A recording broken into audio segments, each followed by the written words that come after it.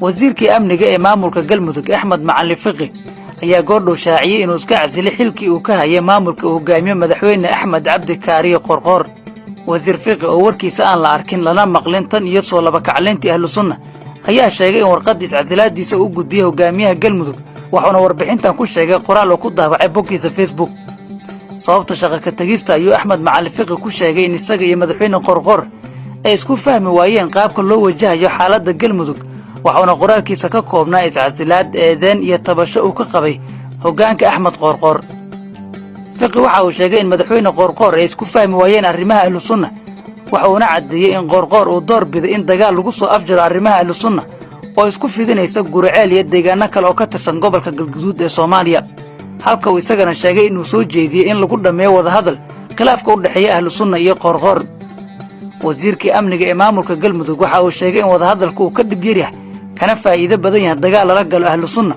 taas beddelkeedana la kordhiyo dagaalka ay Galmudug kula jirto dagaalamayaasha al-shabaab oo ka socda meelo ka mid ah gobolada dhexe ee Soomaaliya.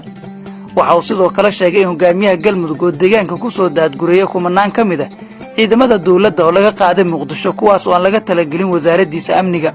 dhaawac culus ayaa la aaminsan yahay in madaxweyne Qorqor ay ku noqon doonto inuu garabkiisa ka baxo wasiirkiisa amniga oo ka mid ah shakhsiyaadkii ugu awoodda badnaa ee golihiisa wasiirada kuna ficnaa xeeladaha dagaalka. dad badan waxay qabaan in Fiqi iyo Qorqor uu khilaafkoodu soo bilowday tan iyo dagaaladii al-shabaab lala galay ee koonfurta gobolka Mudug ee Soomaaliya dagaaladaas oo xubnihi hogaaminaya qayb ka ah Axmed Macalin Fiqi. sidoo kale waxaa la aaminsan yahay in xiisadda labada mas'uul ay sii xoogaysatay markii uu madaxweyne Qorqor la sheegay inuu la saftay madaxweyne Maxamed Cabdullaahi Farmaajo iyo agaasimihii hore ee hay'adda nabad sugidda sirdoonka qaranka Fahad Yaasiin Xaaji Daahir halkii ay xubno ka mid ah shacabka Galmudug ka sugayeen inuu garab istaago ra'iisul wasaare Maxamed Xuseen Roble oo labada mas'uul khilaaf culus oo kala dhaxeeyo. siyaasiyiin reer Galmudug ah iyo shakhsiyaad kale oo aad ula socda xaaladda maamulkaas ayaa qaba in madaxweyne Qorqor ay gacantiisa ka baxeen laba beel oo ka mid ah beelaha ugu tunka weyn deegaanada Galmudug kuwaas oo kala dega koonfurta magaalada Gaalkacyo ee xarunta gobolka Mudug iyo sidoo kale magaalada Dhuusamareeb oo xarun u ah gobolka Galgaduud ee Soomaaliya.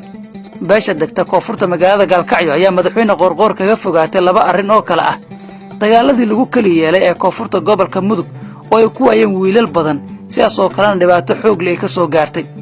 iyo markii uu madaxweyne Qorqor ra'iisul wasaare Roble kala saftay madaxweyne Farmaajo sida ay ku doodayaan xubno siyaasiyiin ah. beesha degta Dhuusamareeb ayaa sidoo kale si weyn u diidan hab maamulka madaxweyne Axmed Cabdi Kaariye Qorqor waxaana muuqata in hogaamiyaha Galmudug oo dhaxda ka galay mowjado amni iyo kuwa siyaasadeed oo aad u culus. maxay ku dambeyn kartaa xaaladda Galmudug?